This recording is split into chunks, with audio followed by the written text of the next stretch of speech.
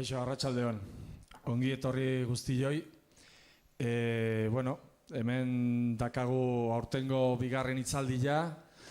Nahiko gertu geratu da aurrekoarekin. Hasiera makizute, bueno, beste egunen batean izan bertzula. Baina, bueno, hizlariak ezin zuen eta atzeratu egin genuen, eta izan zen 24an. Orduan hau pixkak gertu geratu da, baina, bueno, 15 egun izan dira, eta gaur dakagu gurekin Eneko Iriarte, bea Pasaitarra da, jaiotzez esan zian Oiartzora zela, ni bezala, poza ematen du hori, behintzat, baina, bueno, eta, bueno, gaztetik Donibanera pasa zen, gero munduan zehar ibili da, ikasten da ikertzen. Bea momentu honetan da Burgoseko Unibertsitateko irakaslea, kudeatzen du edo zuzentzen du kuaternarioko masterra edo, eta baita han ematen aidan kuaternarion inguruko ikerketen masterraren kudeaketa, ezta. Gero ere, ibili da bere garaian egontzan Euskal Herriko Unibertsitatean, Santanderreko Unibertsitatean, CSIC-en ere ibili da. Eta, gaur dakarkigu bere ikerketen emaitza, beak aurreratuko dizue ez diela hau besterik hasiera dela, diela ikertzen hemendik gertu, Arantzan eta inguru honetan, eta hemendik urte batzuetara emaitza zehatzagoak edo egongo dira, baina hori ere beak azalduko dizue. Eta besterik gabe, eskerrak emanez honea etortzagatik eta gurekin eotagatik hitza ematen diote Enekori.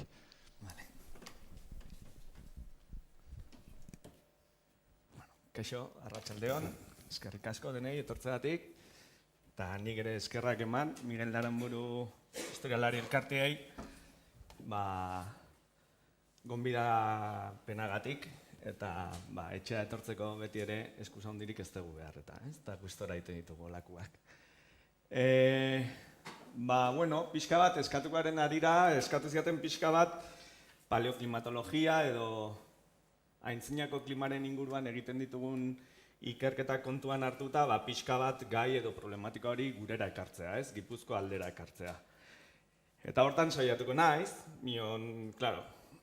Gipuzkoan egindako ikerketak, ikusi dituzu zer nolako materialak behar ditugun ikerketa hauetik egiteko, egia esan ez daude asko eginda, eta zaila da ez esatea, zortez, orain aritzen ari gea, hainbat kobazuloetan hartutako estalagmita batzuk eta ikertzen, ikusiko dezutenez, horiek dira registro on batzuk, klimaren inguruko bilakaera nola izan den jakiteko, eta behintzat orain arte ditugun datuak aurkeztuko ditut. Baina guzti hori ulertzeko lehenengo orokortasun batut esplikatu behar ditut, eta orokortasun horietatik hasita, gure lanetatik pasatuta, gaur egungo klima egoerara iritsiko gea, eta horrela nahi detena da oso urruti hasi, eta pixkanaka, bai espazioan eta denboran, eta pixkanaka gerturatzea. Eta klimaren bilakera hori Gipuzkoaraino eraman, eta oso aintzinetik gaur eguneraino. Orduan izango da olako klase intensibo azkar bat klimaren inguruan. Baina zer da klima? Hemen klimataz hitz egitea etorri gamin, askotan galdetiko bagenu ikaslei ere ez dakite zer nola definitzen den klima. Klima ez da eguraldia. Klima da leku konkreto batean, gutxi gora gora, 30 urtean bueltan egiten duen eguraldiaren bataz besteko bat. Beraz, eguraldia oso aldakorra da, gauetik egunera edo astean zehar aldatzen den zerbait da, klima ez hainbeste. Gainera, klimak dituen aldaketak ez dira urte sasoikoak. 30 urte hartu behar ditugunez, urtean zeharreko sasoiak definitzen dituen egoera horiek dira, leku batetako klima. Eta klima hori baldintzatzen dituzten variableen artean badakagu temperatura, prezipitazioa, euria, bai, hezetasuna, haizeak, presioa, gauza guzti horiek. Orduan, 30 bat urtetan, bai, leku batean bataz bestekoa ateko bagenu, hori da leku hortako klima baldintzatu edo definitzen dutuen egoera horiek, ez? Eta hemen ikusten dezuten bezala, klima definitzeko dakagun mapa honetan klima eremu desberdinak, kolore desberdinekin daude, ikusten zute klima tropikaletatik, desertu klimetara, oso idorrak diren klimetara, edo eta klima mediterranea, horiz, edo atlantiarra, hemen berdez. Orduan, zer esan nahi du honek? Leku guzti horietan, prezipitazioan, temperaturan, hezetasunan edo eta presioan eta eskala, marka urtetako eskaletan baldintza klimatiko desberdinak dituztela. Eta horrek baldintzatzen ditu, han gertatzen diren hainbat gauza. Zenbat ur dagoen, zelandaleri mota, eta bar. Beraz, klima ikusi behar dugu dela 10 urtetan edo eskala handiagoan alda daiteken zerbait. Zer esan nahi dut honekin? Gu 80 urte biziko baginateke, edo 120, berdin zait, klimaren bilakaera ikustea ez zela hain erresa izango guretzat. Izan ere, 30 urtetako mediak atera behar dira, eta hortarako, hainbat 30 urtetako seriak eduki behar ditugu, ez? Minon, nolabait, barrenean ematen dien tendentzia horiek kontinuak direnez, 30 urte, 60 urtetan zehar egin diren aldaketak guk nabaritzen ditugu, eta hontaz ere konturatu gaitezke. Are gehiago gaur egunean. Bueno, nik gauza asko kontatuko ditut, minon horrelako txarlak egiten ditudanean, ere, beti galdetzen diet bai ikaslei, bai entzutera etortzen den jendeari, ea beraiek zer dakiten klimari buruz.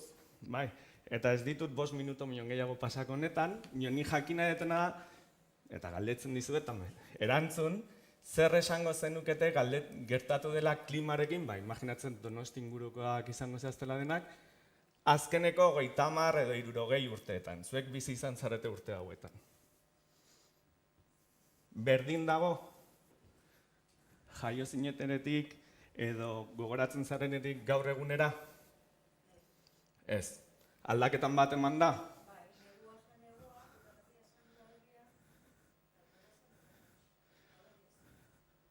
Orain ez, zer esan nahi du horrek? Orain zer egiten du?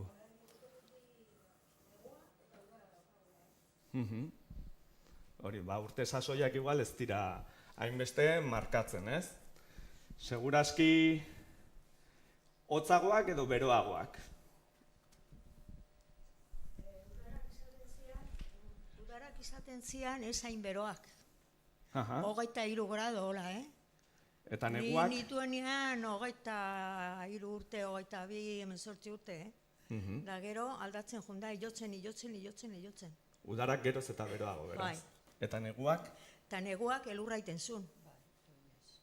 Azten zan ja, santu guztietan, eta ja gabonak eta dana elurra, baina elurra kalean,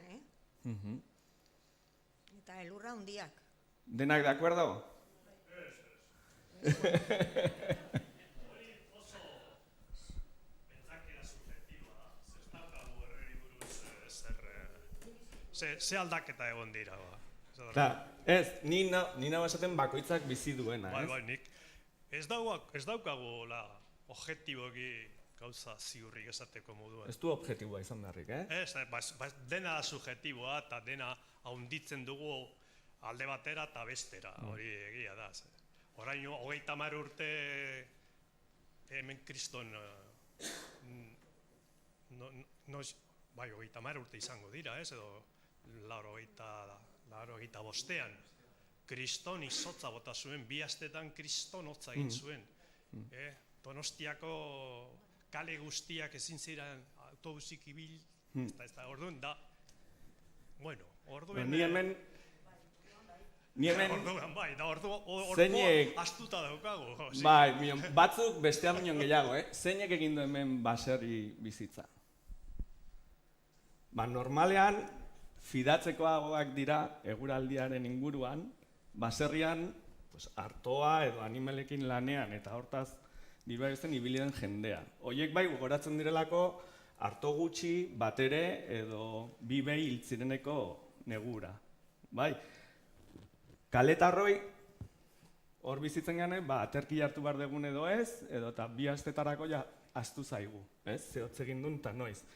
Pixka bat, beharra eta eguraldiaren arabera dirua irabazten duen jendeari, oiei bai, oiei nolabaiteko nik ikusi detenengatik, Dirua, ez bakarrik, erremolatza bile, txolola joan behar eta negu herrian nahiak garbitzen eta... Eta orduan, ni ziur nago hemen nolabait esatekotan, gero ja, diskutu daiteke ez, datuak aurkeztuko ditut eta horren inguruan ikusiko dugu, bukaeran itzen dugu, baina denak gutxi gora bera berdina esango nuke, esango genukela. Eta niri hori gertatzen zait, Han ikaslei beti esaten diet, eta ikasle berdin esaten du, eta zeinek, klaro, aitona amonak edo gurasoek esan da, eta denek antzeko gauza esaten dute. Eta denek antzeko gauza esaten badute, seinale ez direla oso gaizki egongo, Eta badago, arrelako joera bat, batez ere, beroago izatera, eta lehen bintzat, negua hotzagoa zela, eta neguak izauti dituztela oraingoan binon epelagoak izan direnak. Horrelako zara. Bueno, gutxi gara hortan de acuerdo balin bagaude, ezabiltzate gaizki. Esan nahet, hauek dira, objetiboki, ateratu daitezken datuak. Hau 1850 da, Borobil bakoitza urte bat da, hemen 2019 arte, hau 12 zatitan banatua dago, hilabete bakoitzerako, eta hemen esaten digu, urte horietako hilabete horiek nola izan dien. Urdineruntz juten baldira, geroz eta media bainon hotzagoak, eta gorriruntz juten aldiz, media bainon beroagoak. Ze media? Batez hartzen baditugu 60 eta 1960 eta 1990 arteko temperaturak hilabete guztiarako eta media bat egin, media hori baina hotzagoak edo media hori minon beroagoak izan diren urteak ditugu. Referentzia hamarkada hauetako, denbora tarte honetakoak hartzen baditugu. Eta hor nolabait bai ikusten da, 1850an ez ginen hemen, ez? Orduan pixka bat zentratuko dut 1920tik 2019 arte, eta hemen ikusten dezuen nola badagoen nolabaiteko joera. Geroz eta beroagoak, datun edo erreferentzia horrekiko, eta nola batez ere beroen diren hilabeteak askotan dira hemen 12 eta 3 artean edo 5 artean ditugun udarako hilabeteak, eta datentzioa deitzen duena seguraski da azkeneko 5 urteak, ez? Direla guztietatik anomalia edo beroenak izan direnak 1850tik. Orduan, hau sistematikoki zuek beteko bazenute horritxo bat, hainbat galderekin, ez liratzeke datu hauen oso desberdinak diren emaitzak lortuko. Nahiko antzekoak izango litzateke. Edo esango bagenu zen izan da, gogoratzen zean noiz izan den negurik larriena, edo udarik beroena, askok ez geagoatuko, sesgoak egongo dira, minon estadistikoki gauzak normalean ateratzen dira. Zeren, hain zuzen ere, asko aldatu da temperatura, kasontan, asko aldatzen ari da, eta gure bizitzan zehar nabaritzen den zerbait bada ere. Bueno, ez bakarrik urtetan zehar, lekuan ere, lekutik lekura nola aldatu diren ere badakigu. Hemen gontan jartzei zuet pixka bat, kontinente desberdinetako herrialde askotan, 1905-etik, 1900 urtetik gaur eguneraino, temperaturak nola aldatu diren, eta berdin, hemen egiten dena da media bat, eta denbora tarte 1970-80ko media horrekin alderatu. Argi dago, beroaldi hori edo beroruntz egora beroago duan joera hori mundu guztian ematen dela, mundu guztian ez da ematen intentsitate berdinarekin.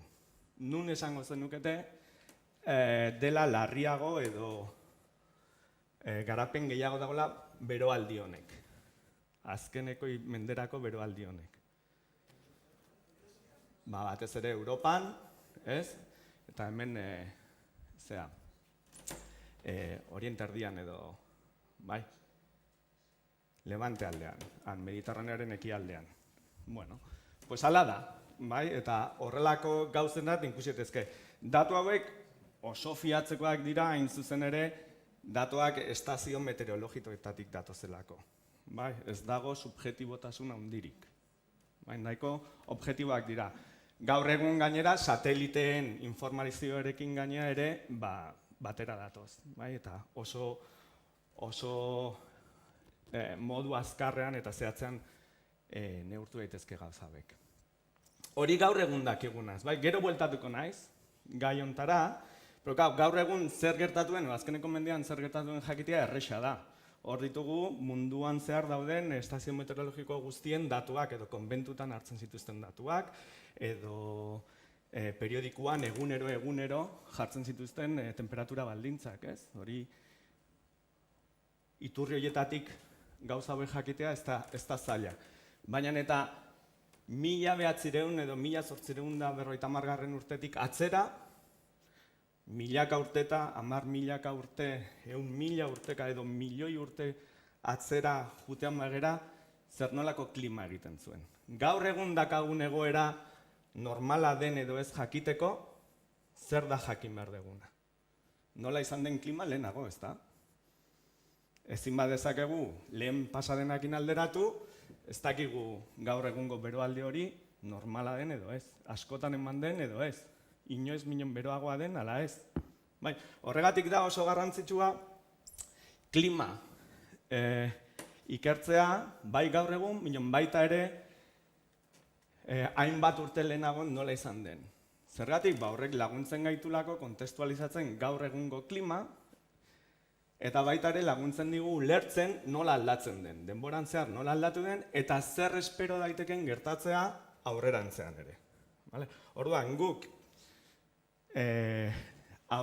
duela milioika urte edo 10.000 urtetako klima ikertzen dugu, ez bakarrik jakiteatik ze gertatzen zen Pliozenoan, duela 3 milioi urte, baizik eta hori jakingo dugulako, nola aldatu zen eta aurrerantzean ere nola aldatu daiteke.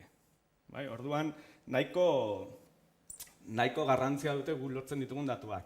De hecho, klima nolakoa izango den jakiteko modelo informatikoak erabiltzen dira, geroz eta hobeagoak, eta modelo horiek elikatzeko, aintzineko datu hauek behar dira.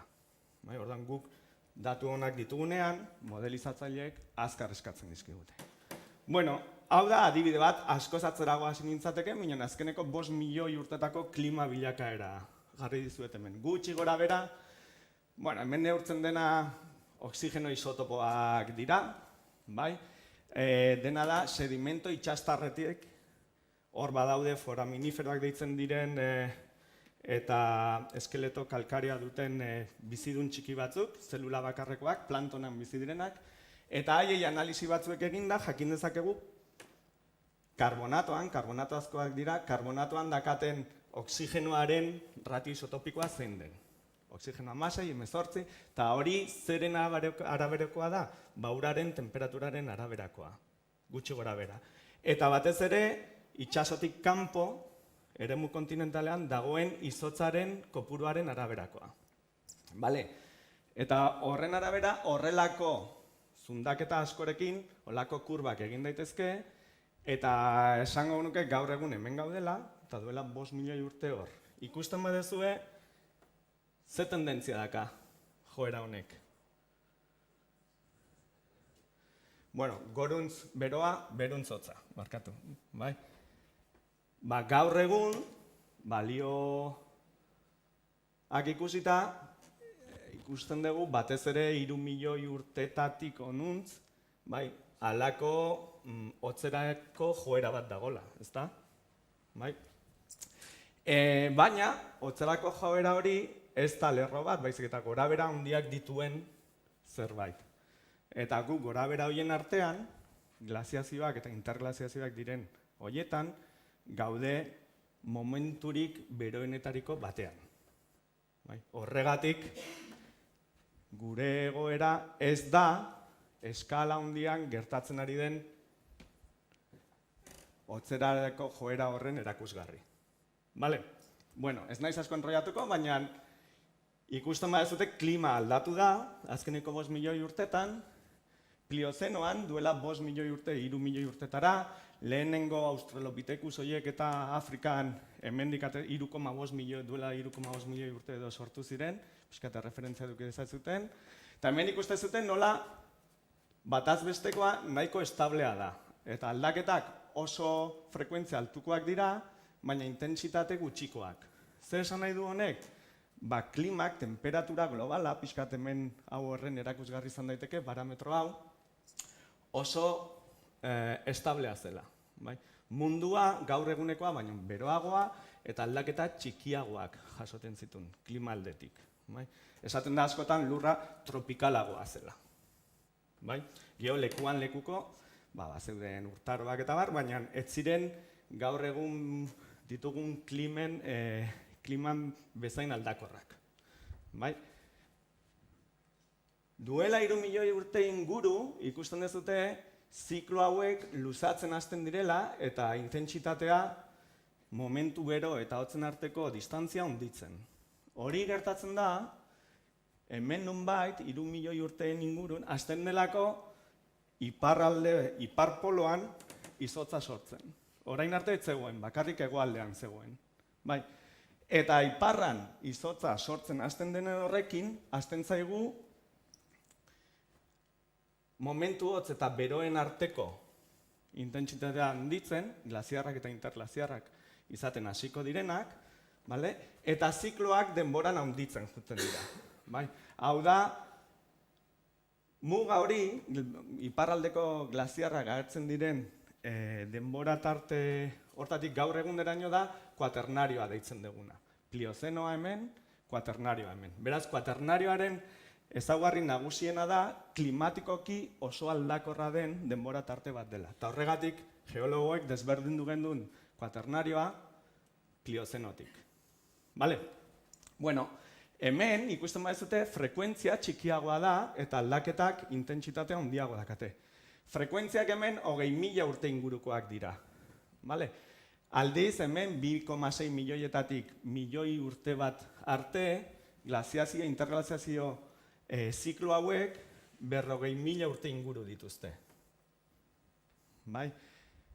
Eta azkenik, milioi urtetik gaur egundaraino, intentsitate aldaketa horiek areagotu egin dira, esan nahi dut, glaziazioak oso hotzak dira eta interglaziarrak oso beroak. Nion batez ere, glaziazioak dira azkeneko 5 milioi urtetan eduki ditugun klimarik hotzena jasaten ditugun momentuak. Horregatik, orokorrean, osterako joera bat dagoela esaten dugu. Minon, klimatikoki oso aldakorra. Zergatik aldatzen dira ziklo hauek eta egoera horiek? Klima eskala hontan, lurreko klima kontrolatua dagoelako parametro orbitalekin. Segun lurraren atmosfera eliptikoagoa edo borobilagoa den, exzentrizitatea deitzen diogun parametro honei, klima aldatzen da, eta hori da gaur egun glaziazioak eta interglaziazioak kontrolatzen dituen parametro orbitala. Lehenago, badirudi oblikuitatea deitzen diogun mugimendua izan zela, hau da, lurraren ardatza mugitu egiten da, 22 grado gutxi gora bera, bertila ekliptikarekiko elkartzut izango litzateken posizio hortatik, eta horrek ere egiten zuen duela milioi bat urte arte, zikloak horren arabera, glaziar interglaziar zikloak horren arabera aldatzea, 40.000 urtero, eta horren aurretik pliozenoan, parzesioa deitzen diogun mugimendu batek, ardatza ja ez da bakarrik 20 grado mugitzen, baizik eta txibota bat bezala, ere horrelako borobil mugimendu bat egiten du, eta horrek ere eragiten dio lurrari 20.000 urtero eguzkiarekiko posizio desberdina edukitzea eta klima aldatzea, bai, lurrean zehar. Bueno, horiek dira eskala handian, parametro orbitalak, Kroll-Milankovic zikloak deitzen ditugunak, klima kontrolatu dutenak. Eta glaziazioak eta interglaziazioak intentsitate eta frekuentziaz aldatuz joan daitezen baimendu dutenak. Beraz gu hemen gaude gaur egun. Nola dakigu guzti hau? Bueno, bi diapositiba besterik ez. Guzti hontaz ez genekien ezer, ia, 70. hamarkadaraino. Dena jaiota ginen, hemen gauden guztiak. Hau duela 40 urte ezin zuen inorrek jakin.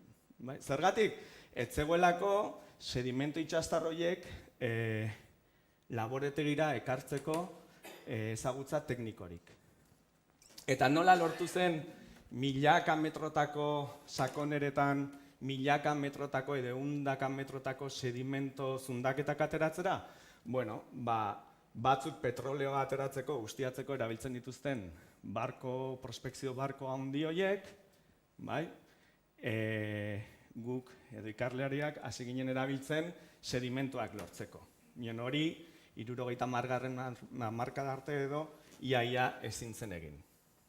Hori probestuz, gure sedimentoak edukitzen hasi ginen, eta zundaketetako sedimentoetatik foraminiferoen oskolak atera, hemen dituzuen hauek, hau organismo unizelularra da, algak, zooplantona da, eta jaten ditu algak, plantonan dauden, fitoplantonan dauden algak, eta iten du karezko oskola bat sortzen du, eta karezko oskola honen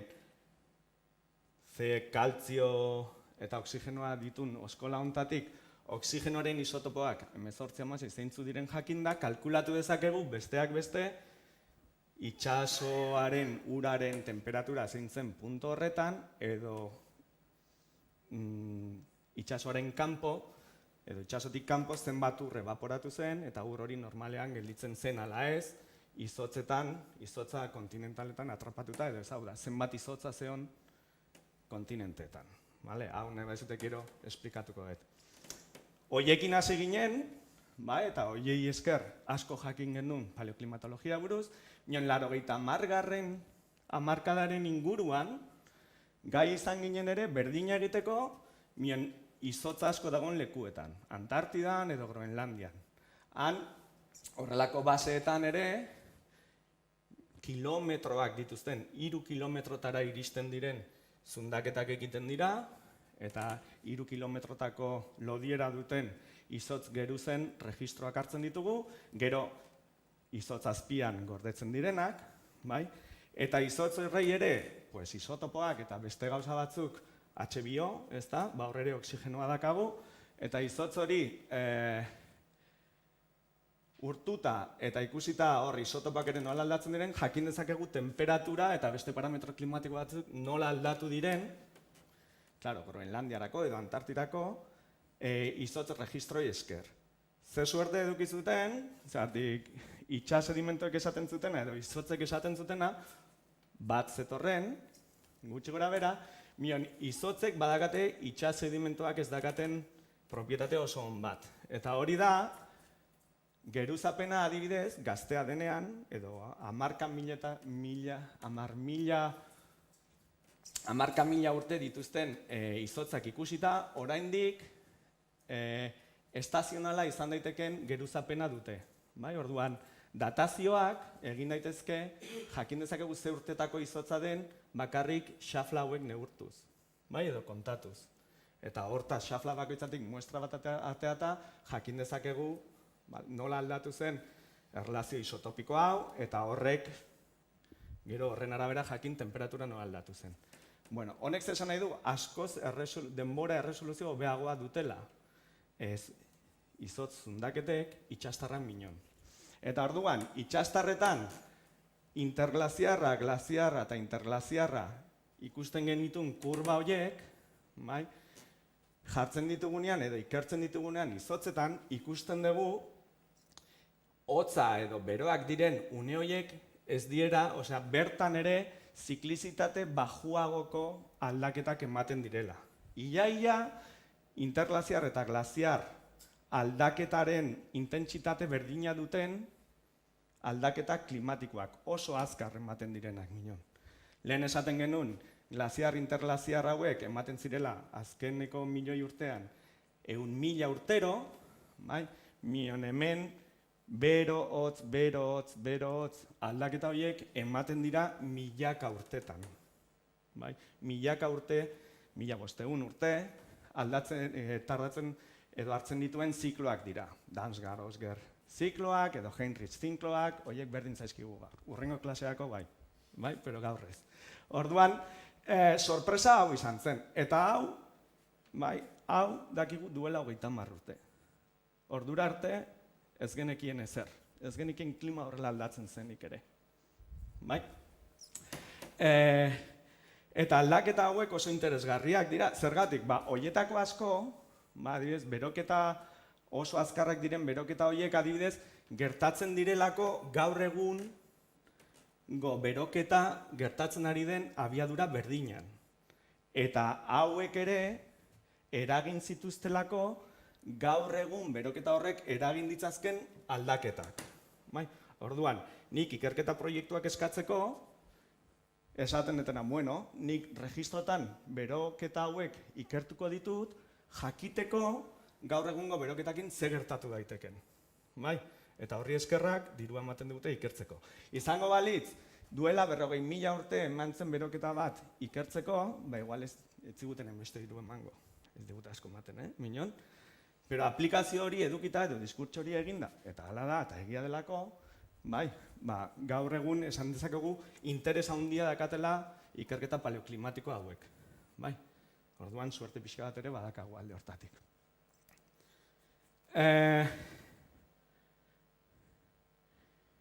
Hori bai, abiadura eta prozesua antzekoa izan daiteke, minon hemen egoera glaziar batean gaude, gaur egun hemen gaude, eta beroketa handi hori dago gertatzen hemen. Eta orain esate izuet, gero ez diskusiorik ez edukitzeko, beroketa hauek naturalak dira, gu jasaten edo pairatzen ari gen beroketa hori aldiz antropikoa. Beraz, gauza askotan hauen antzekoa da, minon beraien zergatia erabat desberdina. Gero iritsiko gea hori ikustea.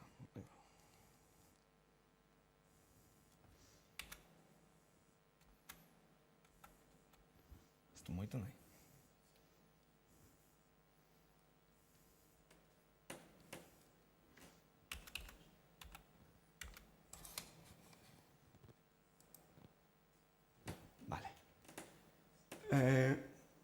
Justo atzea.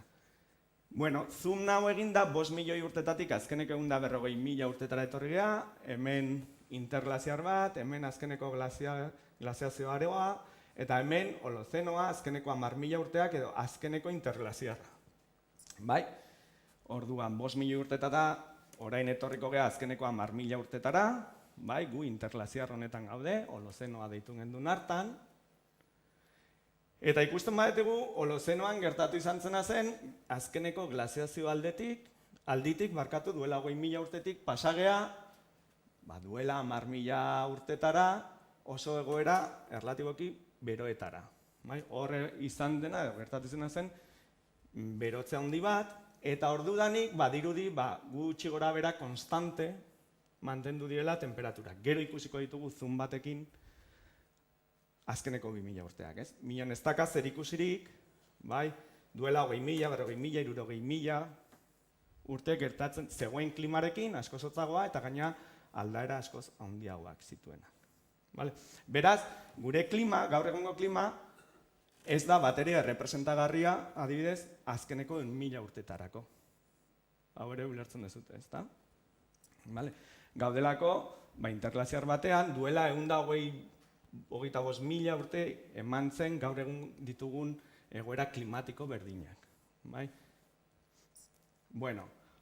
Besteak beste, hor gertatu izan zen, kasketetan eta Europa erdian eta Ipar Amerika erdian zeuden kaskete glaziar izotz asko urtu, zela beroaldi honengatik duela 20.000 urtetatik 10.000 urte ingurura eman zen beroaldi horretatik, eta besteak beste itsas maila ere asko hasi zen. Bai, hain zuzen ere, duela 20.000 urte, eta hauek izan daitezke iaia ekainen ditugun zaldiak pintatu zituztenak, gutxi gara 5.000, 13.000 urte hor baldin bat zeuden, hemen, bai, ordutik 10.000 urtetara itsasoak ia 120 metro egin zuen gora. Vale? Orduan, izotz asko urtu eta itsas maila asko igo zen. Beraz ere, gaur egun dakagun itsas maila, azkeneko 125.000 urtetan eduki dugun itsas maila altuena da ere. Honek zesan nahi du? Azkeneko 1.000 urtetan gertatuen gauza asko, kostaldean gertatzen zen gauza haiek gaur egun ezin ditugula ikusi, adibidez. Eta hau arkeologoentzat nahiko interesgarria izan daiteke, ez? Bueno, eta nola aldatu da klima azkeneko 10.000 urte hauetan, Holozenoan? Nahiko establea zirudin, bale? Eta hemen dakagu, segurazki azken aldi honetan paleoklimatologo batzuek egin duten estudiorik serionetariko bat, eta zentratuko gehiago azkeneko 2.000 urtetan. Claro, alderatzen badegu duela 20.000, 40.000 gertatzen ziren aldaketarekin oso txikiak dira, minon Holozenoan alderatzen badegu azkeneko 10.000 urtetan ikusten ditugu ez dela lerro zuzen bat. Ikusten dugu badaudela temperaturan aldaketa txiki, baina esankor batzuk. Kurba hauek nola lortu diren? Kurba honetan ikusten duguna da berriro ere temperatura anomalia. Esan erreferentziatzat hartzen dira, hemen orain ez naiz gogoratzen, baina 1960 bat eta 1980 artean, beti erreferentzia tarte, denbora tarte berdin hartzen da, edukikako temperatura ertaina, eskala globalean, eta hemen ikusten ditugu urte horiek izan diren beroagoak edo hotzagoak. Orduan, azkeneko 2.000 urtetarako, hemen duela 2.000 urte, eta hemen gaude, hemen. Gu gaur egun hemen gaude, 2.000, bai, eta hau izango litzateke 0 urtea, orduan ikusten dugu badaudela aldaketa batzuk. Kurba honekin geldituko naiz, bale? Zeren arabera eginda kurbari, hartu dira hainbat erregistro sedimentarioa, zirenak izotz zundaketak, zuhaitzen enborretan dauden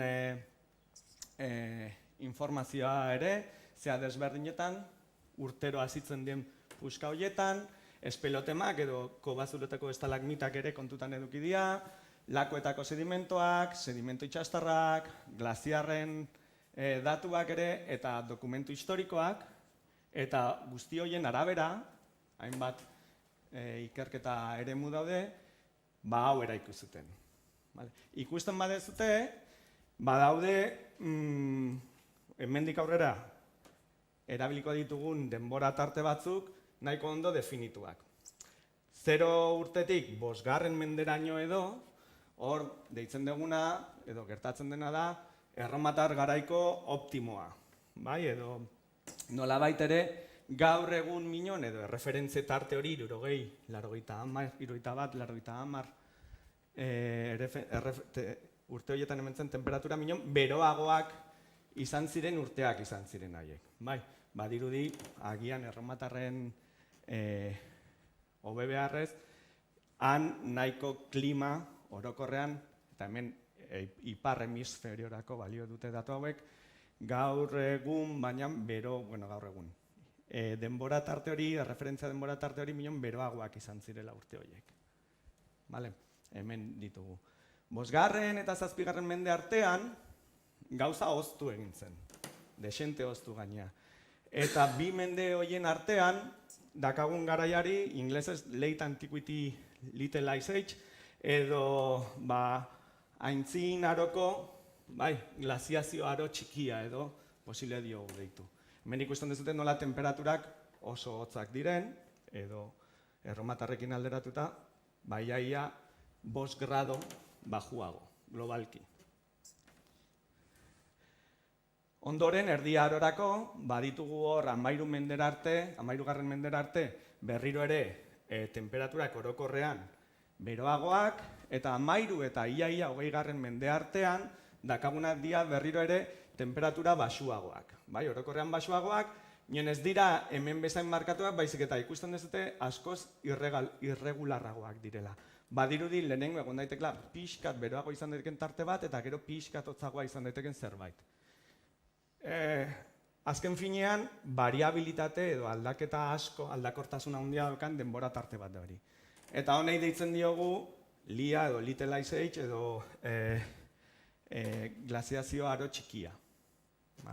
Eta honek ia 1300 mendutik 20. mendera arte irantzun, eta handik hasita, pixka da lehenoko borobilak ikusi ditugun haietan jarrita, hor ikusten duguna da oso tendentzia handi bat, geroz eta anomalia termiko handiagoak, positiboagoak edukitzera. Gaur egungo berotze aldaketa hori. Bai, orduan ikusten badezute ere, segunda ze eskalara ikusten dugun, aldaketa hauek ez dira ezer, azkeneko 5 milioi urtetarako, bai? Azkeneko 10.000 urtetarako ere oso txikiak dira, azkeneko 10.000 urteak edo azkeneko 2.000 urteak bakarrik kontutan hartzen baditugu, badakate beraien esangarritasuna. Orduan, klima eskala handitan, batera eta desberdinetan, denbora eskala askotan eta eskala desberdinetara aldatzen ari den zerbait da. Orduan, honek asko zailtzen du, adibidez, gerora zer gertatuko den jakiteak. Aldaketa eskala guzti horren berri eduki behar dezulako modeloak ondo egiteko. Pero bueno. Orduan, gutxi gora bera, hauek dira azkeneko 2000 urtetarako ditugun denbora tarte klimatiko hauek, ipar hemisferiorako nahiko esangarriak direnak. Erromatar optimoa, aintzinaroko edo glaziazio aroa, gero badago erdiaroko optimo bat ere, glaziazio aro txikia, eta gaur egungo berokuntza. Edo beroaldia. Erromatarren historia pixka bat badakizute, segurazki klima erlatiboki ona eta euritsua edukitzeak, nolabait ere baimenduko zuen imperio handi hori horrezartzeak, eta ateratzen bezala ateratzeak, determinista izan nahi gabe, nion gauza da 5. menderako gauzak aldatu zirela, eta erromatarren gainbera dator. Justo, hain zuzen ere, orain ikusiko ditugun bi adibideekin ikusiko dugu, denbora tarte horretan, 6. eta 7. mende artean, segura asko eman zirela, autore batzuk esateten bezala, Europan edo ipar hemisferioan bizitzeko 2 mende okerrenak. Zergatik? Hor hain zuzen ere, nolabait temperaturak bera egin zuelako, eta adibidez, temperatura urtean zehar, eta batez ere neguetan asko jetxi zelako, gaurko egoerarekin alderatuta. Zergatik? Badaude hainbat, hauek dira eremu edo intervalo hotzoiek, hemen dituzue gertatu ziren hainbat aldaketa historiko, bai Asian, Txinatarren dinastia aldaketekin, bai Europan, Avaroak, Lombardoak eta nolabait iparraldeko tribuiek erromatarren lekua hartu zutelarik, eta gerora ere musulmandarren erreinuen zabalkuntzakin. Guzti hori urte hauetan gertatu zen, eta justo urte horietan badakigu gertatu zirela hainbat, adibidez, hainbat esplosio, volkanoen hainbat esplosioak, eta izan zirela edo efektu edukizutenak atmosferan insolazioa txikiagotu zen, estratosferan pilatu zen zelako hauts eta molekula desiente, eta horrek egintzun adibidez insolazioa jeisteak. Azken finean da, eguzkitik zetoren irradiazioa txikitu zen. Eta hainbeste izan zen, badaude dokumentu batzuk esaten dutena, hainbat urteetan udarik gabeko urteak eman zirela. Negutik udarara etzen nabaritzen noiz pasatzen zen. Guzti honek, imaginatu dezakezuten bezala, nekazaritzan eta bar, edo itsasontziak nondik nora juteko eta bar, eragin handia edukizun, eta 2 mendeetan nahiko triskantza sortu ditzazke sistema sozialetan, ez? Hori ja historialarien kontua da. Bai, guk hemen ikuste ditugunak dira datu hauek. Ez hori bakarrik, bai? Alpeetan, hainbat alpeetako glaziarretan egindako izotz zundaketetan, baditugu registro oso onak, begira urte bat da, 8. mende hasieran, eta hor ikusten ditugu, inkluso, sasoien araberako elementu kimiko desberdinen, kasu honetan kaltzioa, presentzia nola aldatu den izotzan. Horiek gehien bat eguratxetik datoz. Eta 8. mende hasieran ontarako ere ikusten duguna da, adibidez, hasten dela egoten zilarraren produkzioarekin zerikusia daukaten elementu pisutsu asko. Eta hori interpretatu izan da ere, askotan hor emantzelako diruaren motaren aldaketa bat, ez? Urrean edo oinarritzen zen sistema batetik, zilarra pasa zen, eta zilarraren esplotazio hortarako egin zen industria guztia, adibidez, hemengo zundekatetan oso ondo gelditzen da. Esan dezakegu ze urtetan hasi ziren adibidez Frantzian zilar hori ekoizten. Eta noiz ekoizten gehiago, eta noiz gutxiago. Orduan, hemen badakagu 6, 7 eta 8. mendera arte eman ziren aldaketa batzuk, segura aski Erromatar Inperioari mesederik egin ez ziotenak, eta batetik direnak Islandian egondako bolkaien erupzio batzuk, eta hemen esaten dugu temperatura iaia 2 grado terdi jetxizela hainbat urteetan. Volkano haiek botatako aerosol eta partikula guztietatik. 1526 urtearen inguruan. 1526 eta 45 urtean artean izan da inoiz eduki dugun hamarkadarik hotzena. Segurazki honengatik. Eta adibidez, dokumentoen arabera badakagu ean nekazaritzan sekulako triskantzak egon zirela Irlandan, Eskandinavian, Mesopotamian edo Txinan. 540tik 541, hemen bakarrik 5 urte pasa dira, 2. erupzio handi bat egon zen, eta honek temperatura jetxiarazizun 2 gradu inguru Europan. Eta hemendik 541 eta 543 artean hemen zen lehenengo izurritea handienetariko batzuk.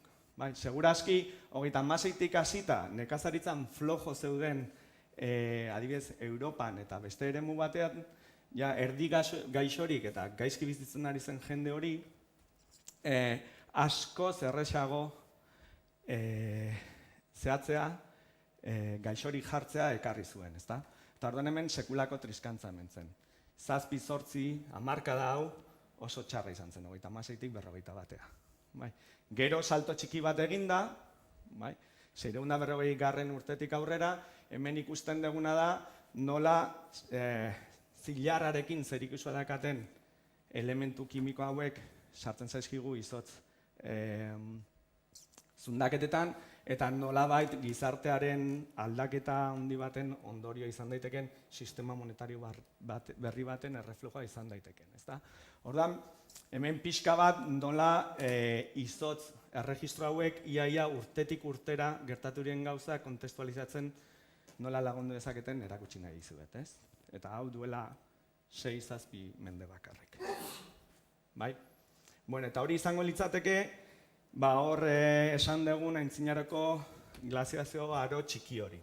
Gerora 13. mendera arte, nahiko egoera ona izango litzateke, noiz arte, glaziazio aro txikiraino. 13. segunda munduko zen lekutan gauden, batzutan 11. mendean, 12. mendean, 13. mendean hasi eta iaia 20. menderaino datorren hotzaldi bat izan zen hau. Hain hotza izan zen, oso tipikoak direla mende hauetako kuadroetan, ikustea adibidez Europako ibai nagusienak izozturik. Hainbat kuadro daude. De hecho, Londresen, Bai? Londresen errekaren gainean, Tamesisen gainean, merkatuak egiten ziren. Bai? Orain horrek esaten digu batez ere neguak zenbat oztu ziren. Zergatik, volkanak berriz, baten bat gertatu zen, mion oraingoan kliman aritzen garenak ez diogu volkanetan jartzen ardura, baizik eta eguzkian. Eguzkian, jakin badakigu eta orduko astronomoek ja esaten zuten, denbora tarte batzutan, mende hauen artean, eguzkian ez ziren agertu gaur egun 11 urtetako zikloetan minimotik maximora eta bera, agertzen diren mantxa batzuk. Bai, mantxa solar hauek, azken finean, zenbatetan mantxa gehiago, bai, hemengo egoera hauek, horrek esan nahi du, eguzkia radianteago edo energia gehiago irradiatzen ari dela. Bai? Hola adibidez, gaur egun bagaude horrelako maximo batean. Bai, hemen 1900, eta hemen 2015 dakazute, gu bagaude berriro maximo batean. 11 urte irauten dituen ziklo hauek dira. Bai? Nolabait, eguzkia gehiago berotzen duen egoerak dira hauek. 11 edo gutxiago, bekoak. Bueno, ziklo solar hauei erreparatzen badiegu, ikusten dugu, glaziazio txikian minimo batzuk eman zirela. Bai? Denboran zehar hainbat minimo eman dira, minimo txikienak hain zuzen ere, hemen 17, 18 garren, 15 garren menditak zita eta 18 garren mendera arte eman ziren. Maunder eta Spurer minimoak esaten ditugun hauek. Izango lirateke. Orduko astronomoak konturatu ziren, eta guk orain ditugun beste indikadore batzukin eta modelizatzen ere ondo ateratzen dira. Bai, orduan hemen ikusten duzute, bero xeago izan zen egoeratatik, nolabait eguzkiaren minimoak ez ziren hain minimoak, nion aldiz, hemen glaziazio aro txiki hortan, hor izan ziren azkeneko 2000 urtean eduki ditugun eguzkiaren aktibitate basuenak. Zer esan nahi zuen horrek? Orokorrean insolazio gutxiago jasoten zuela lurrak edo gutxiago berotzen zuela. Ta horrek bakarrik ez du esplikatzen, minon insolazio txiki horrek eragin zuen klima baldintzatzen duten hainbat parametrotan, hau da, adiez, ozeanoen eta kontinenteen arteko temperatura gradientea aldatu zuen, eta temperatura gradiente hori aldatuta, besteak beste, adibidez, haizearen nondik norakoak eta intentsitateak aldatu zituen, orduan hezetasunaren kantitatea eta lekutzea ere, eta guzti honek ekarri zuen, batetik hozte orokor bat, kontinenteetan, hemen urdinak diren kolore hauek, baina aldaketa, sasoi aldaketa handiekin. Porque gradiente honek azken finean ere areagotzen ditu prozeso batzuk kontraste handiko sasoietan eta alderantziz. Orduan, honek ekarri zuen orokorrean kontinenteetan hotzagoa izan ziteken egoera bat, minon aldaketa euri edo temperatura aldetik aldaketa asko zituen eremu bat. Batez ere, tranquil esan dezakeguna leku guztirako da, adibidez hori bai, neguak orokorrean negu hotzenak orduan eman zirena. Ez dut esan nahi, negu guztiak oso txarrak zirenik, mion txarrenak hor eman zirela. Azkeneko 1000 urte honetan. Eta hor da pixka bat, orain dakiguna. Hortik, 19. mendetik, gaur egunderaino, beroketa bat. Orduan, azkeneko 2000 urtetako gertatu diren aldaketak gutxi gora bera badakizkizute zeintzu diren. Bueno, hau pixka bat esan den bezala kulturilla general. Edo klimataz azkeneko 70 urtetan ikasi deguna. Azkeneko 5.000 urtetatik 2000 urtetara. Orain, zein da gure lana eta nola ekartzen dugun guzti hau Gipuzkoara edo behintzat Gipuzkoa ingurura? Bueno, guk ere ikertzen ditugu eta hemen nik ez lana bakarrik egiten, CSIC-eko Instituto Pirenaiko de Ekologia Zaragozan dagoen ikerketa zentro batekadeko ikerlariekin elkarlanean aritzen gera, beraien buru Blas Valero edo Ana Moreno dira, bai? Eta haiek registro itxastarrak, zundaketa itxastarrak ikertzen dituzte, lakutarrak ere, edota kobazuloetako espelotemak, estalaktintak ere. Hauek dira, bai, ikertu daitezken, edo ikertzen ditugun, erregistro paleoklimatikoak. Bakoitzak bere bentajak eta gauza txarrak ditu, orokorrean, batean ikusten ez dena bestearekin osotzen saiatzen gera, eta bar. Horien arabera, hemen jartzen dizkizuet, adibidez, azkeneko 2000 urtetarako, hainbat, penintxolako hainbat laku eta zundaketa itxasterretatik dakagun informazioa, prezipitazioari buruz, euriari buruz. Orduan, hemen azkeneko 2000 urteak ditugu, 0, erromatar garai, eze eta bero hori, Dark Ages edo esan den aintzinaroko glaziazioaro hori, onura klimatiko zuen erdiaroko urte haiek, eta gero glaziazioaro txikia. Eta azkenik, berorketa hori. Ikusten badezue, laku desberdinak hartuta, orokorrean esan daiteke, eta kontuan edukita hemen bi sistema klimatiko desberdin dugula, Mediterraneoa eta hemen Atlantiarra, eta ez dute zergatik batera aldatu behar, kontrolak desberdinetako. Hemen ikusten badezute, hola, esan daitekena da, momenturik lehorrenak izango liratekela, gutxi gora bera, hemen beti goraka da,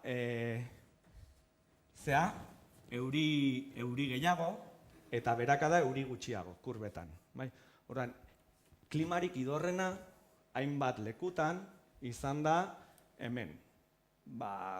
Gutxi gora bera, erdiaroan, 10.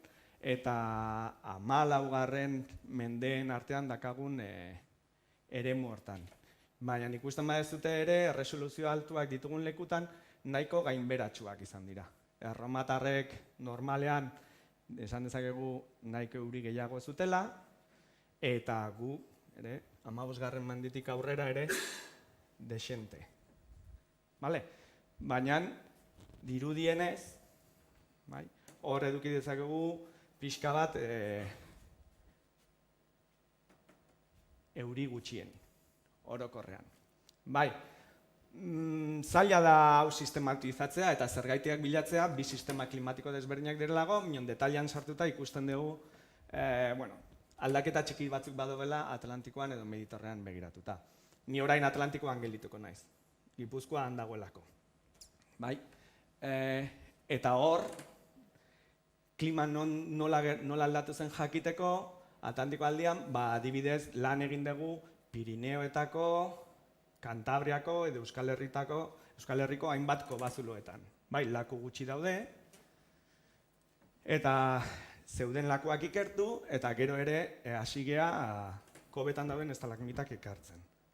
Hemen dituzue Ana Moreno eta Miguel Bartolomé, han fizikeko, segurazki espelotemetan oso adituak diren, Europa mailan oso adituak diren lankide batzuk, eta hemen dituzue, hemen ekarri dut baten bat, geho nebezete ikusi ditzazke zuen, olakoak diren, espelotema edo estalaktita hauek. Hoiek hartu, erditik moztu, tantanketa ura eta hainbat parametro fisikoko bazuletan monitorizatzen ditugu alditugun urte gehien, eta analizatzen juten geha horiek ere, eta onak dira estalagmitak, ikusten badezute, badituztelako laminazio batzuk, eta xafla bakoitza, kasurik oberenean, izan daitezke sasoikoak. Urte batean, 2 edo 1 sortu daitezke. Zer esan nahi du honek? Ia izotz zundaketen erresoluzio berdina lortu dezakegula espelotemetan, edo estalagmitetan. Pena zein da? Eta gaina, datatzen nahiko erresak dira. Uranio, torio seriak erabilitaz, nahi zortan sartuko, nahiko ondo datatzen dira espelotemak. Sedimentuak minon erresago askotan. Eta horrek baimentzen digu, erresoluzio altuko eta ondo datatu daitezkeen, hemen dituzute datazioen kurbak eta bar, jakin dezakegu ze denbora tartean, ze aldaketa isotopikoak, berriro oxigenoa eta karbonoa, zer egingo genuke paleoklimatologoek oxigeno hori gabe, bueno, ez genuke arna sartuko, minon. Vale, minon jakin dezakegu, espelotema hauek kontatzen dituen erresoluzio altuko klima. Eta adibidez hemen zentratu naiz, Pirineo aldean, CSIC-ekoak, gu orain Euskal Herrian ari gera, hartu dituzten espelotema batzuk eta ikertu dituztenak azkeneko 2000 urtetarako. Hau adibidez, oraindik ez dago argitaratua, oraindik fintzen gabiltza. Horregatik esaten nizuen, hemendik urte batea edo hau findua egotean askoz gehiago jakingo dugula, bai? Baina ikusten badezute, azkeneko 2000 urtetarako hemen gertatzen dena da, guk espelotematik atea dugun kurba da, hemen dakagun kurba gorri hau, bale? Beltza eta gorria dago suabizatuta, bale?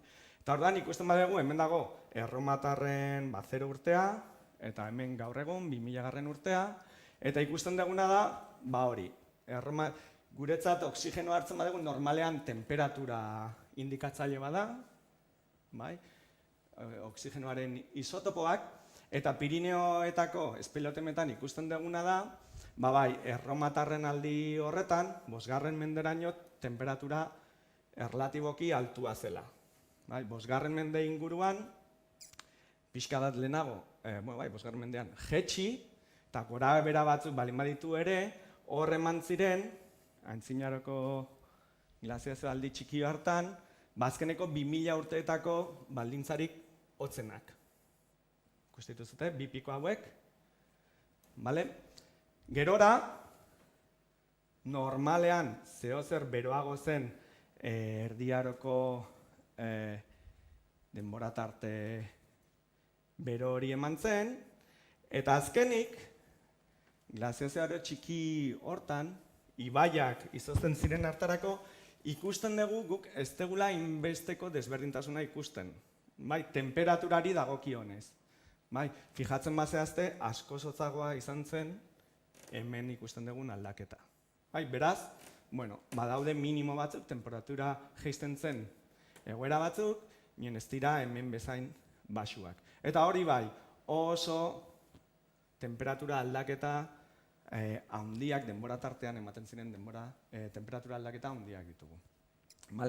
Eta 19. mende erdikaldetik gaur egunderaino, datuek esaten digute temperatura oso azkar goruntz egin dutela. Berdina egin genuen Kantabriako hainbat kobazuloetan hartutako espelotemekin, ordan gu justo erdian gaude.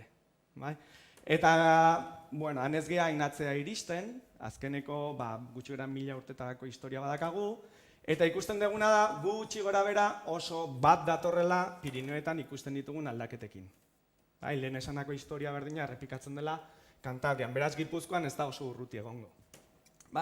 Eta hori oso ona da, horrek esan nahi du, hemen ikusten ditugun hotzaldi hauek, Pirineoetan ez ezik, Kantabria aldean ere eman balin bada, gertatu zela.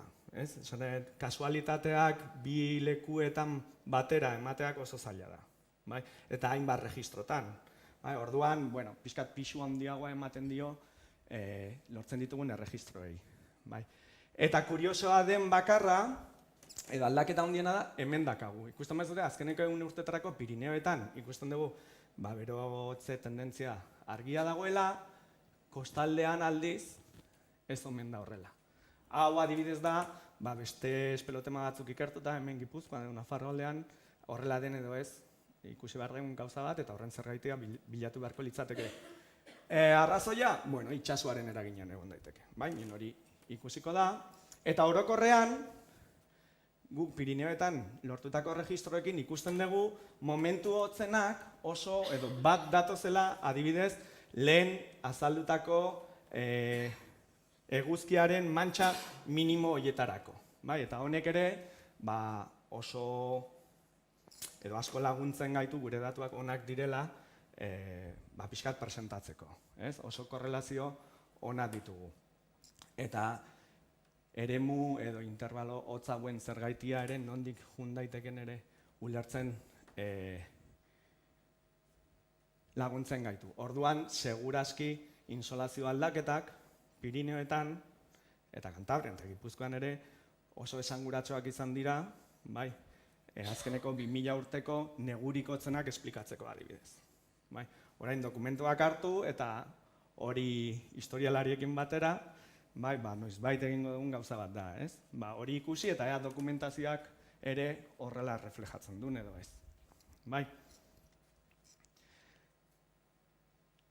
Nola finduko dugu hori? Gaur egun hemen, Gipuzkoan eta Nafarroan ditugun hainbat espelotemekin, eta hontan adibidez oraintxe bertan tesi bat egiten ari dira, guk zuzenduta, eta hemen ekarri dizkizuet Mendukillo eta Arantzako ostoloko botatik ikertzen egiren espelotema oso on batzuk. Arantzako ostoloko bako espelotema hauekin, lortzen ditugun datuak oso onak izango dira, ia izotz zundaketak bezain onak, Holozenoaren edo azkeneko izotzalditik, duela 20.000 urtetatik, duela 8.000 urtetarainoko berotze aldi hori ikertzeko. Orduan, hemen ez naiz asko sartuko, nien oso interesgarria izango da hori esplikatzeko. Baina Mendukillokoak aldiz, hemen datazioak ikusita ikusten dezute, oso onak direla, azkeneko 4.000-5.000, Holozenoaren azkeneko 4.000-5.000 urteak esplikatzeko. Orduan, hauek ondo datoz, azkeneko 2.000 urte hauetaz hitz egiteko, ez? Eta hemen ditugun datuak, hauek erresoluzio bajokuak dira, gaur egun askoz kurba politagoak ditugu, laizter argitaratuko ditugu, baina gutxi gora bera, duela 2.000 urte hemen dago, ikusten dira edo lan hipotesi bezala ezarri dezakegu, hauek oxigenoaren isotopoak dira, hemendik hautsak kendu eta analizatzen dugu, karbonatoaren karbono eta oxigeno isotopoak, hauek dira karbonoarenak eta hauek oxigenoarenak, eta horrekin ikusi dezakegu nola erromatar garaiaren inguruan nahiko oxigenoa temperatura bada, normalean horrela da, nahiko eremu beroa edo denbora tarte beroa eduki dezakegula, oso azkar pasatzen dena aldiotz batetara, azkeneko 2.000 urtetarako egon diren temperatura basueneko denbora tarte batera, gero zeozer beroagoa den denbora tarte bat dakagu 1000. Urte horren edo 10. mendearen inguruan, berriro ere, hotzagoa izan daiteken zerbait, hemen denbora tarte urdina horretan, eta gero resoluzio altuko datuken ikusiko dugu, berotzera jotzen duen egoera bat, batez ere karbonoarekin ikusita. Ikusten baduzue, karbonoaren aldetik, hemen baditugu balio batzuk lehenago inoiz eman ez direnak. Horren zergaitia ere azaldu beharko dugu, tendentzia hau ez dator gaizki, ipar hemisferioan ikusi ditugun beste registro batzuekin. Gauza da, kasu honetan, Mendukillo, Aralarren gertatzen ari zenaz hitz egingo degula, eta hortik honea ekartzea ez da zaila izango. Eta hortik, denbora tarte gorri hortara. Esan nahi, honek oso ondo ipintzen digu gaur egungo beroaldi hori edo hasieran hitz egiten genuen berorako joera hori edo telediaroetan atetzen den, beroketa global hori kontestualizatzeko. Gaur egun, azkeneko 2.000 edo 10.000 urteetan egoera beroago bat dakagu, objektiboki. Hau da, astelen ontarako egin den mapa bat. Eta horri ere ikusten da, temperaturaren anomalia alderatzen badegu, berriro ere, 1979, 2000. Urteetarako egon zien temperatura globalaren media atetzen badegu, astelenean eman ziren temperaturak, izan ziren, orduko temperaturak minon, leku askotan, ia ez, 10 grado beroagoak. Ia beldurrik gabe esan dezakegu, hauek direla, astelehen hau izan zela, azkeneko 3 mendetan eduki degun, otsailak 3 beroena. Eta ez gutxi, 10 grado leku askotan. Ikusten zute, iparraldeko hemisferioan oso nabaria dugu. Gurean ere, gurean ez da 10 gradotar izten, hor dago. Eta ez bakarrik astelena, urtarrila hartzen badegu, urtarrila osoa, ikusten dugu ere, urtarrila Europa eta Ipar Amerikako izan dela, bai, ia 6 grado inguru, bai, 6 grado inguruko bero anomalia eduki duela. Orduan, beldurrik gabe esan dezakegu, hau izan dela, eta hor jarriko dugu, azkeneko 2 mendeetako, bai, kasu honetan da, 2. urtarrila beroena. Bai? Eta hori, bueno, orain memoria egindan, baten batek ondo kokatuko du denboran, edo ez. Ezta? Pero horrela dago. Ez bakarrik urtarrila, 2019 oso hartzen badegu, bai? 2019 izan da, adibidez, azkeneko 10 urteetarako 2. urte beroena. Vale.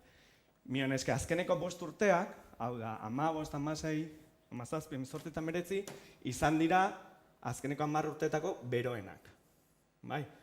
Orduan hor, 16ak irabazi dio, 19ari mion gutxigatik.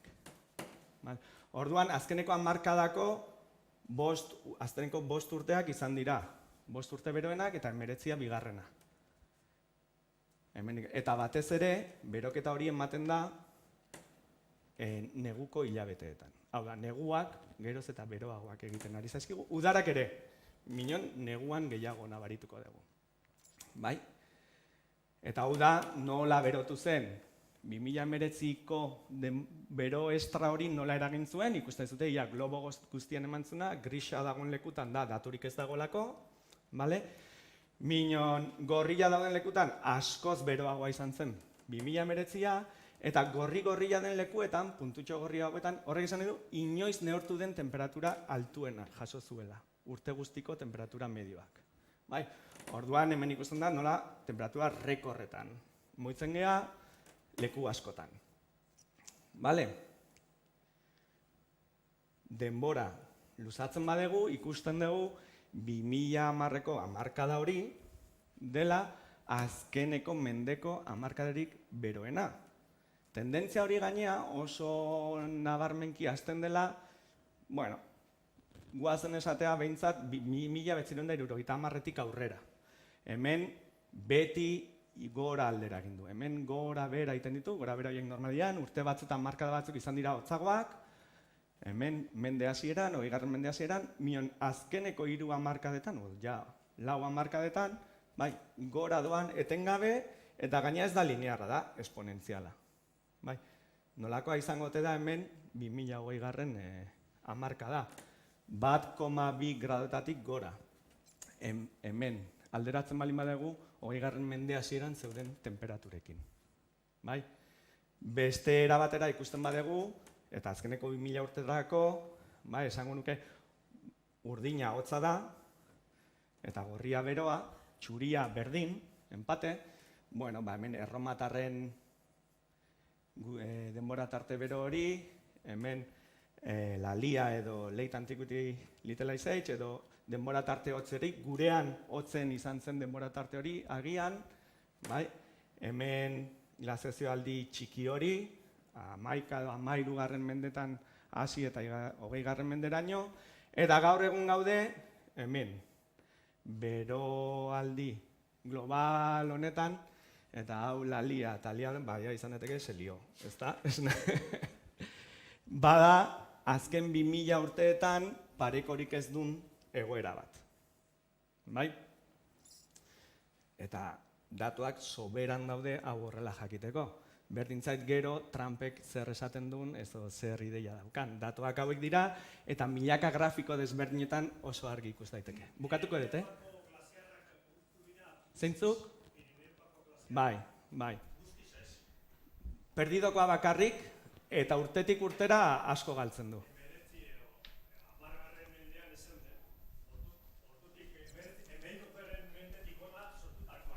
Bera, azkeneko...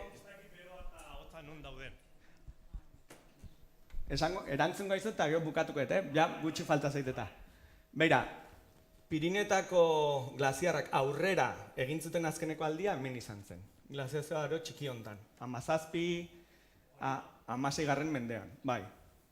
Ordudanik, orain arte eta batez ere azkeneko 30 urtetan, geroz eta gutxiago, oso azkar gaina. Bakarra gelitzen da eta ja, geologikoki ez da glaziarra, da izotz masa bat. Beraz, zuzenean estriktok hitzein da, bai, desagertu dira. Ez duelako fluitzen, bakarrik izotza galtzen ari da. Ez da pilatzen, ja. Eta hemen dakazute beste grafiko bat ikusteko hilabete bakoitzeko temperatura nola junden aldatzen azkeneko 2 mendeetan, eta hemen ikusten dezuten nola pixkanaka geroz eta beroagoak diren, ja oso gertu gaude referentzia denbora tarte minon 1,5 grado beroago izateak. Pariseko akordio hori nahi duena da 1,5eraino ez iristeak. Bai, ez dut uste lortuko degunik, minon tira hor dago. Eta hortik aurrea gertatu daitekenak, hori beste txarla baterako gauzak dira, ez da? Minon ikus dezazuten ze abiaduran eta ze erresa izango zaigun anomalia ez 1,5, baizik eta 2 ere iristea. Ez egiten ez bada bintzat. Bale, beraz, hau da pixka bat ikusi dugun azkeneko 20.000 urtetako, azkeneko 10.000 interglaziarronen temperatura joera, eta hemen ikusten dugu azkeneko 30 urtetan gertatzen ari dena. Ez daka atzera begiratzen dugu inongo antzik edo parekorik. Bai, hemen ikusten dugu erromatarrena, aintzinaroko zea-hotza, glaziazio txikia, eta gero gauzak nola berotzen ari diren. Duel dagoeneko 1,2 grado beroago, egoera preindustriala minon. Vale? Eta horren zergaitia antropikoa da. Hori, kombustible erregai fosilen ondorioz da, pero hori beste gaita. Eta bukatzeko, esan behar dizuet, hartzen badegu klimarekin batera eta klima aldarazten duen parametro bat, eta hau da karbono dioksidoaren kontzentrazioa atmosferan, hemen ikusten dugu nolaz 800.000-etatik honaino nola aldatu den eguratxean karbono dioksido kontzentrazioa glaziazio, interglaziazio kurbetan. Hauek temperaturaren antzeko aldaketak dira. Bai, bat datoz. Ikusten badezute, inoiz ez da 280 ppm-etatik, kantitate horretik, pasa eguratxean. Gaur egun, eta batzo begiratu nuen, 212 ppm-etan dago. Esan nahi, azkeneko iaia 5 milioi urtetan, pliozenotik, inoiz ez da kontzentrazio hau egon eguratxean. Bai? Eta, hor daude guk sartu dugun CO2 horrek esplikatzen du, ez? Eta azkeneko ikerketan arabera, badirudi, 280tik gora baldin badago CO2 kantitate hau, sistema klimatikoak ezingo duela interglaziaziotik glaziaziora pasa. Beti ikusten badezute, honia iristean, edo ingurura iristean, 280 iristean, zeo zer aldatzen zen sisteman, eta orduan ostera aldatzen zuen klimak, globalki. Gaur egun, badirudi eta hori egia balin bada, hori ezingo dela eman. En cualquier caso, aldaketa hori, ostera aldaketa hori, eman beharko litzateke urrengo 1500 urtetan. Hemen egongo baina ikusiko genuke, ea klimak hotzerako bide hori hartuko duen, edo gure eragin honengatik inoiz ibili ez den lekutatik ibiliko den. Bai, hori ez dakigu, noiz izango den, 1500 urte barru erantzuna. Bai, edo hortan gabiltza, gehienak. Eta hau da pixkat dena. Eskerrik asko etortzeagatik, eta badakit informazio asko izan dela oso denbora gutxian, pero pixkat gaur egunekoa kontestualizatzeko eta besteetan gertatu izan dena jakiteko nik uste aski dela.